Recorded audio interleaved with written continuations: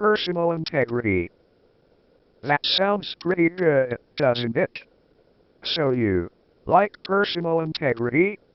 Alright, Alpha, are you sure you know what you're getting into? We're 60 miles from Camp Center, 10 from the nearest United Camp City. We've got no comforts, no future, nothing to do but fight. A woman in your right mind won't look at you. If they see you in uniform, you'll spit on you. If you catch you out of uniform, they'll kill you. Okay. We fight small wars for good profits. It's not Earth out here, but we've got 4 nice suns, plenty of zombie whiskey. Major and taught the locals to make, and we're our own masters. The United Cities leaves us pretty much alone unless you need us. You do your job, and your job is what I tell you to do, period. You got that straight? I hope it'll sound good in a year, Alpha, because once you're in, you don't get out except feet first. Is that clear? I have life and death rights over you. You owe allegiance to the Red Company and me and to no one else. Got that? Today your best friends are the men of Major N's Zombie 4th Fleet Patrol, and your worst enemies are the men of Mandaziva Surrey and O Company. Tomorrow Major N's boys may be your worst enemies and Mandaziva's troops your best friends. It all depends on the contract. A company on the same contract is a friend. A company against the contract is an enemy. You'll drink with a man today and kill you tomorrow. Got it? If you kill a free companion without a contract, you go to court-martial. If you kill a citizen of the United Cities except in a battle under contract, I throw you to the wolves, and that means your sin is out. That's the way it is. Right, get your gear, see the adjutant and sign the agreement. I think you'll do. How many non-humans I was taking into the company? Maybe I should have been thinking about this one single non-Earthman and the something you was carrying inside you, but I didn't, and it cost the company 30 men we couldn't afford to lose. We can't afford to lose one man. There are only 100 companies now, 20 men each, give or take a few depending on how the last contract went.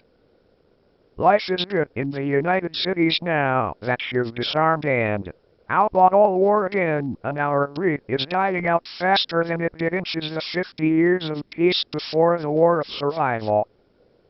Too many of the old companions like me went west in the War of Survival.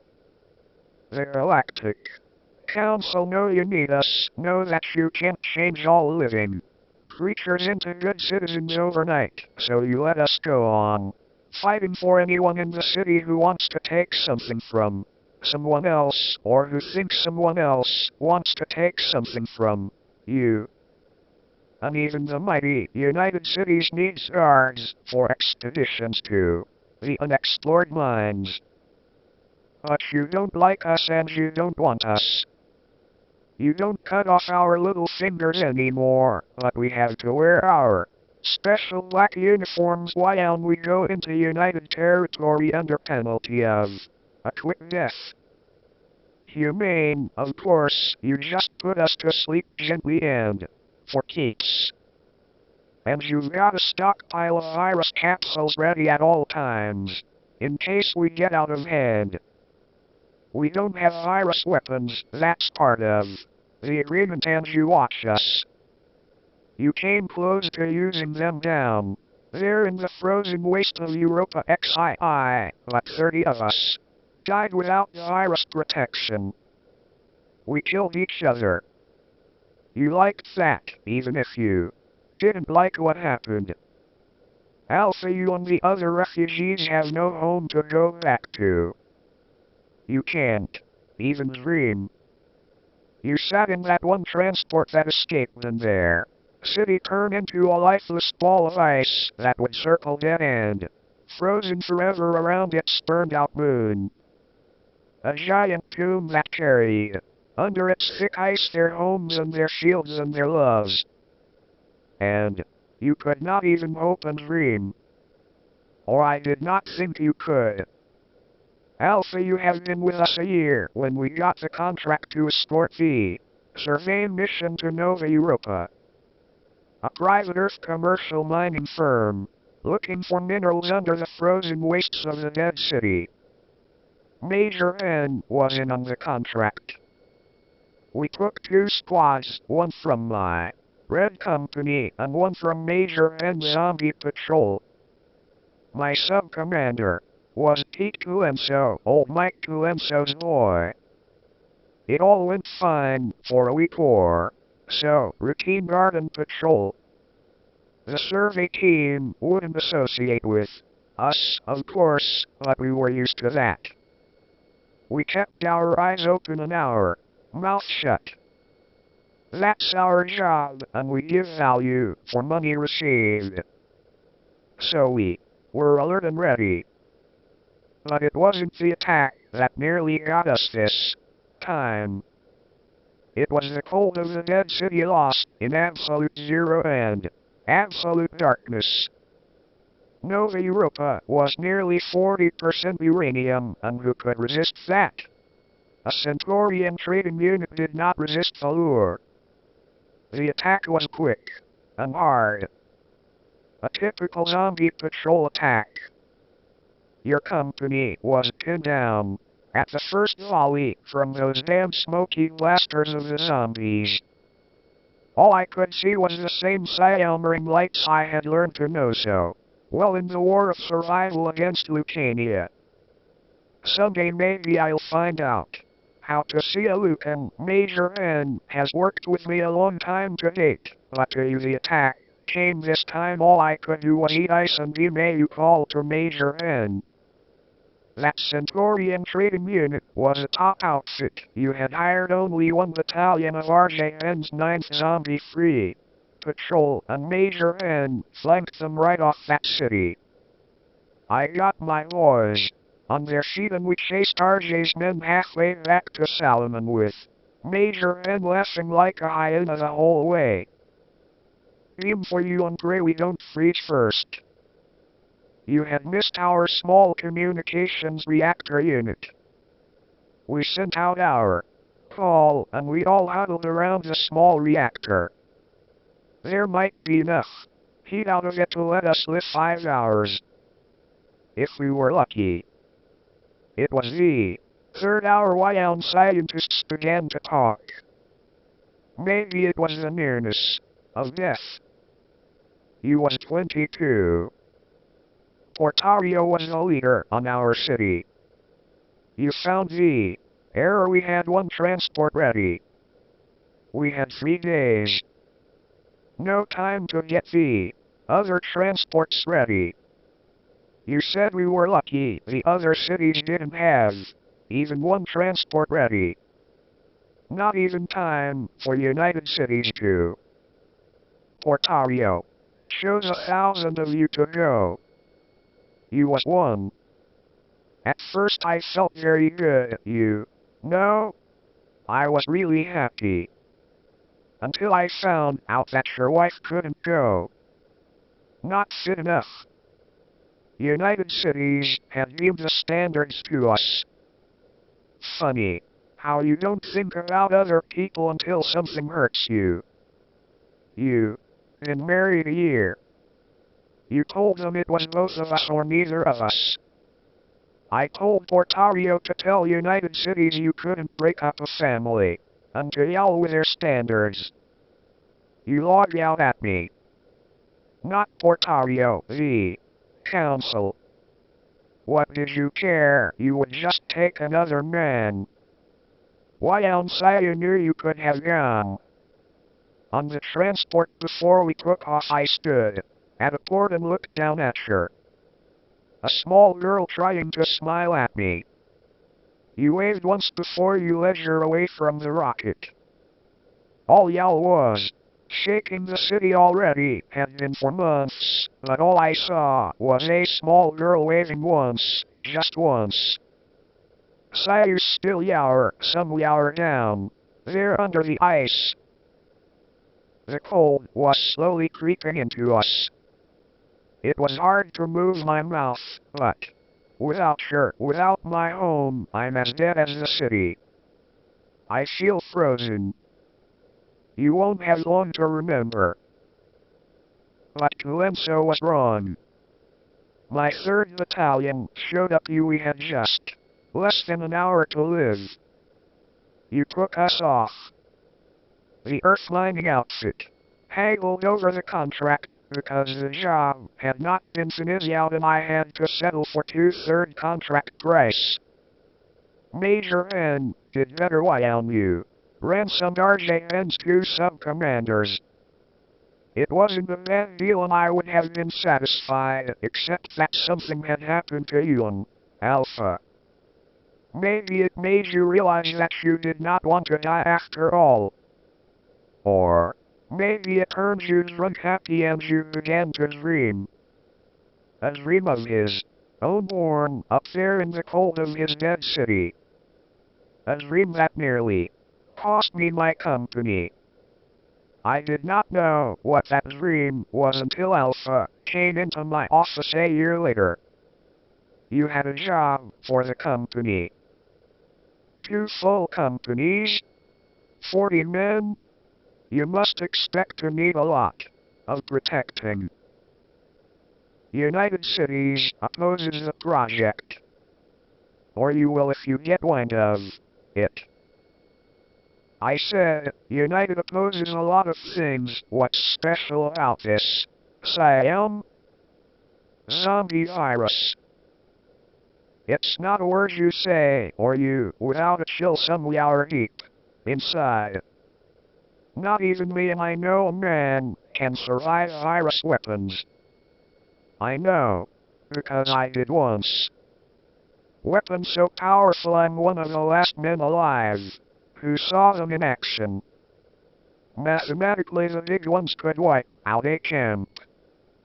I saw a small one destroy a town in 10 seconds. I watched out Alpha for a long time. It seemed a long time, anyway. It was probably 20 seconds. I was wondering if you had gone space crazy for keeps. And I was thinking of how I could find out what it was all about in time to stop it. I said, 100 companies won't be enough. Alpha, have you ever seen or heard what a virus bomb can? Not weapons, peaceful power. Even that's out and you know it, I said. United Cities won't even touch peaceful virus, too dangerous to even use. You can take a look first.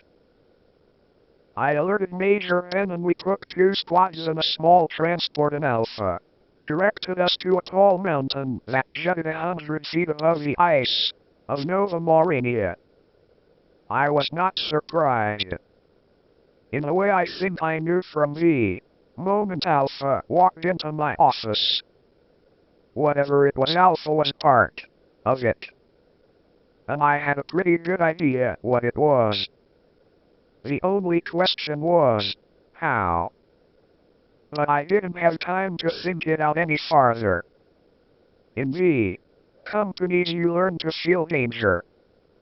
The first fire caught 4 of my men. Then I was down on the ice. You were easy to see. Black uniforms with white wedges. Tito hair is white. Wedge company humans. I don't like fighting other humans, but a job's a job and you don't ask questions in the companies. It looked like a full battalion against our 2 squads.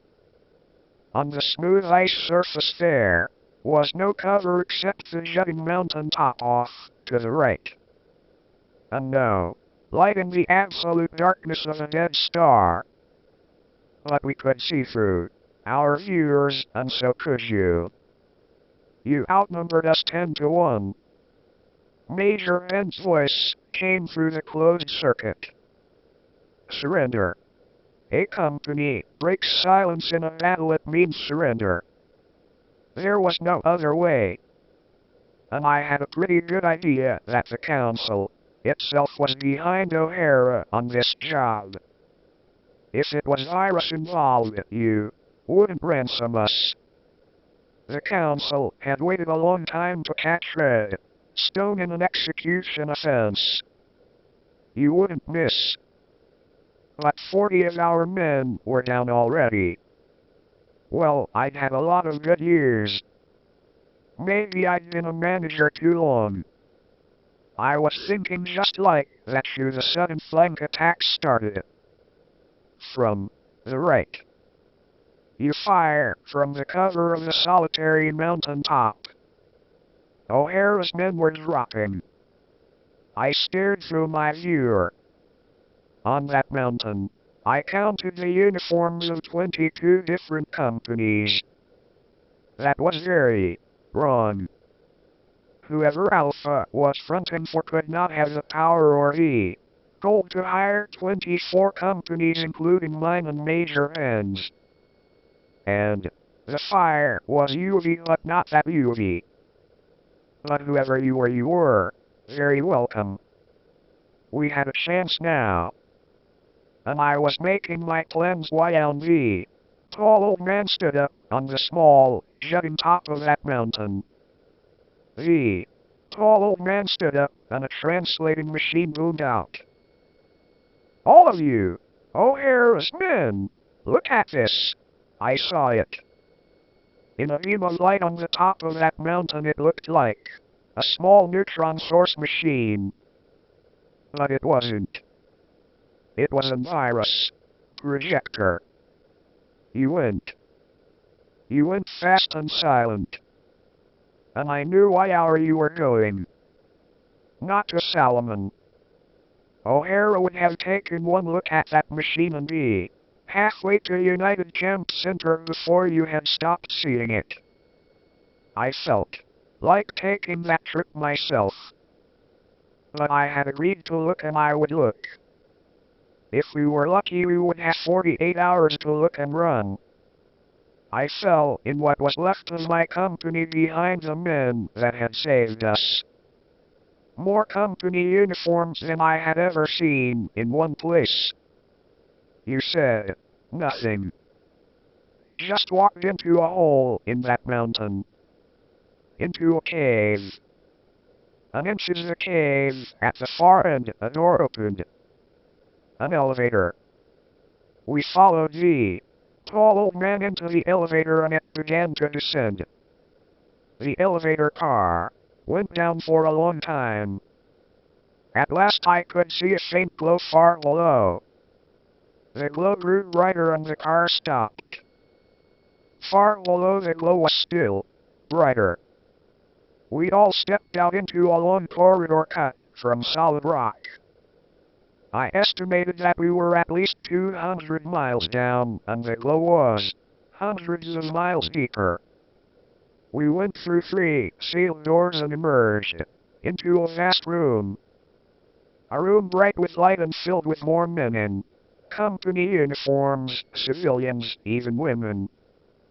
At least 1,000. And I saw it. The 1,000 refugees, all of them. Gathered from all the companies, from wherever you had been in the cities. Gathered yonder in a room, 200 miles into the yard of their dead city. A room filled with giant machines. Virus machines. Highly advanced virus power reactors. Virus power is an execution offense. You know that. How the hell did you get all this? I know the offense, Commander, and I know you. You're a fair man. You're a brave man. It doesn't matter, we got the power. Many men are dead to get it, but we have it, and we will keep it. We have a job to do. After that stunt out there, you've about as much chance as a snowball in Yell. O'Hara's halfway to Camp Center. Look, with a little luck we get you out to Salomon. If you leave all this equipment, I might be able to hide you until it blows over. I would have preferred not to show our hand, but we had to save you. I was aware that the council would find us out. Sooner or later, you missed the virus material a month ago. But that is unimportant.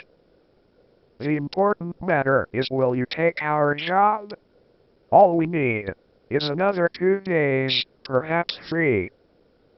Can you hold off an attack for that long? All right, Commander, you should know all we plan. Sit down and let me finish before you speak. I sat. Major N sat. The agitation of his colored lights showed that you was as disturbed as I was. The 1,000 Nova Mauranians stood there inches the room and watched at us. Scientist stood with his friends. I could feel his eyes on me. Hot eyes. As if something inside that lost man was burning again. Portario lighted a pipe. I had not seen a pipe since I was a child. The habit was classified as ancient usage in the United Cities. Portario saw me staring. He yelled his pipe and looked at it. In a way, Commander, this pipe is my story. On Nova Maurania we liked the pipe. We liked a lot of the old habits. Maybe we should have died with all the others. You know, I was the one who found the error. Sometimes I'm not at all sure my friends Yower thank me for it. Our city is dead, Commander, and so are we. We're dead inside. But we have a dream. We want to live again. And to live again, our city must live again. The old man paused as if trying to be sure of telling it right. We mean no harm to anyone. All we want is our life back. We don't want to live forever like lumps of ice circling around a dead yurt. What we plan may kill us all, but we feel it is worth the risk. We have thousands of virus power reactors. We have blasted out Venturi tubes. We found life still deep in the center of this city. It is all ready now. With all the power we have, we will break the hold of our dead sun and send this city off into space. But it can, Commander. It's a great risk, yes, but it can be done. My calculations are perfect. We want to leave this dead city, go off into the country and find a new town that will bring life back to our city. A green, live, warm Nova Maurania once again. That's the craziest damn dream I ever sat still for. You know what your chances of being picked up by another patrol are? Picked up just right. Why? We have calculated the exact initial thrust, the exact tangential velocity, the precise orbital path we need. If all goes exactly, I emphasize exactly, to the last detail as we have planned, we can do it. Our chances of being caught by the correct patrol in the absolutely correct position are 1 in 1,000, but we can do it. It was so impossible I began to believe you was right. If you aren't caught just right, we could burn up or stay frozen and lifeless. We could drift in hiding forever, as cold and dead as we are now. And our virus power won't last forever. The forces we will use could blow the city apart. But we are going to try. We would rather die than live as walking dead men in this perfect United Cities we do not want.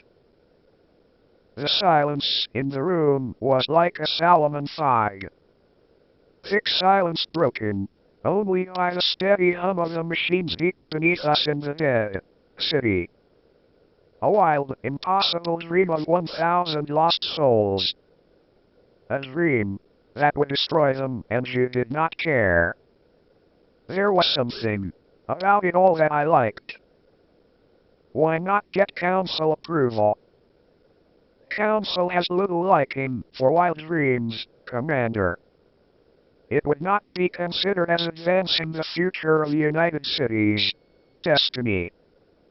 Then there are the virus. And there is the danger of imbalance, galactic imbalance. I have calculated carefully. The danger is remote, but Council is not going to take even a remote chance. All you care about is their damn sterile destiny. You don't care about people. Well, we do. We care about something to live for. The yell with the destiny of the cities. You don't know, and we'll be gone before you do know. You know plenty now. O'Hara's beamed them in. So we must hurry. 3 days, Commander. Will you protect us for 3 days? A council offense, punishable by instant destruction with the United Cities. Reserve virus weapons in the hands of the super-secret police and disaster teams. And 3 days is a long time. I would be risking my whole company. I heard Major and laugh. I did not know then how much it would really cost us. If I had, I might not have agreed. Or maybe I would have. It was good to know people could still have such dreams in our computer age. Okay, I said, beam the full companies and try to get one more. Mandazi the Syrian boys would be good. We'll split the fee 3 ways. I said, thank me later if we're still around. We beamed the companies and in 20 minutes you were on their way. Straight into the biggest trouble we had had since the War of Survival. I expected trouble, but I didn't know how much. Pete Gulenso tipped me off. Pete spoke across the light years on our beam. Mandaziva says okay if we guarantee the payment.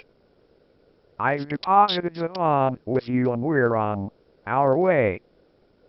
But, something's funny. What? This place is empty.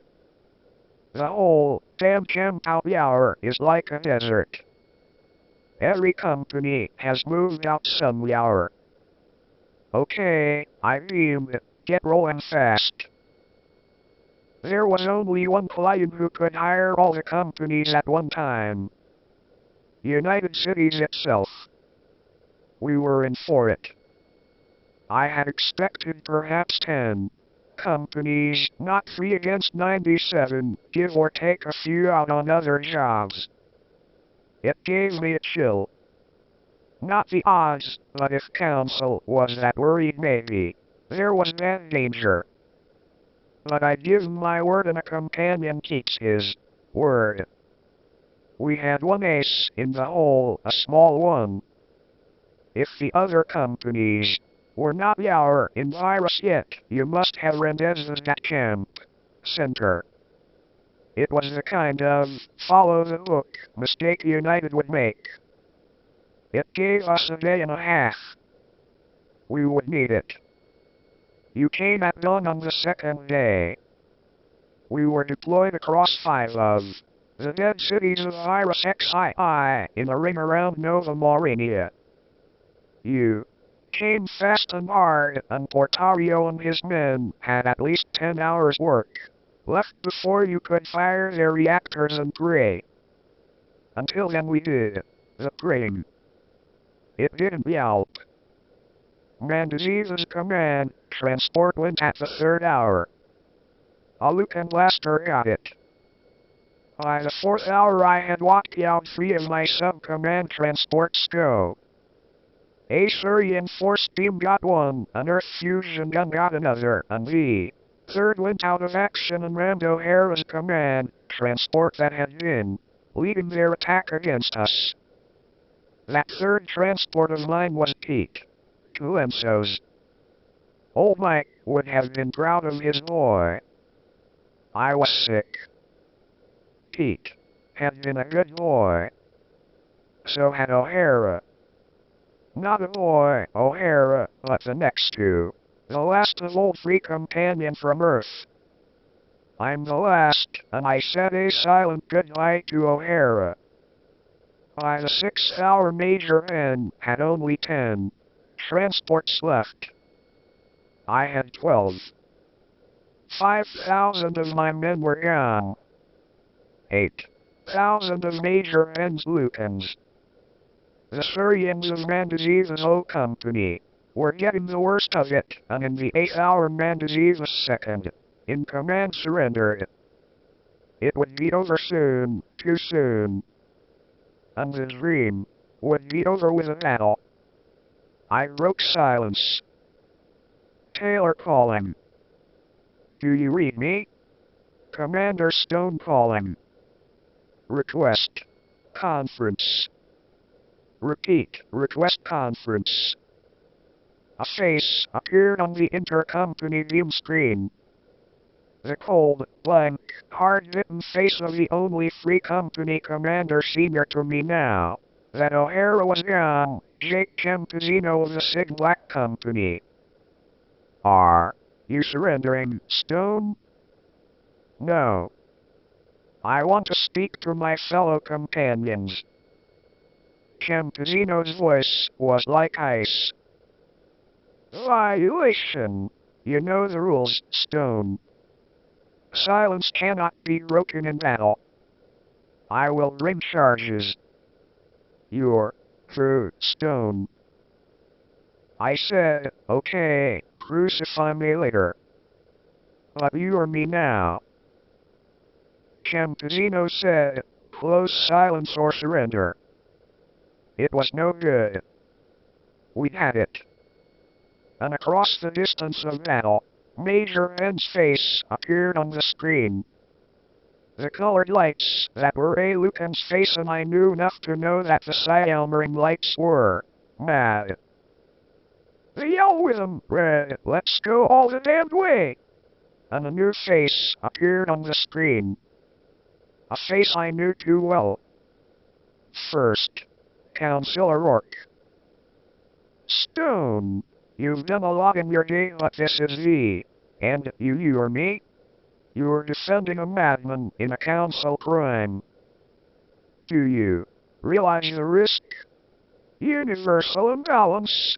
The whole pattern of cities could be destroyed. We'll destroy you for this, Stone. A virus project without council authorization. I said to Campesino, 5 minutes, Commander. That's all. There was a long blank on the screen, then Campesino's cold face appeared. Okay, Red, talk. I don't like civilian threats. You've got your 5 minutes, make it good. I made it good.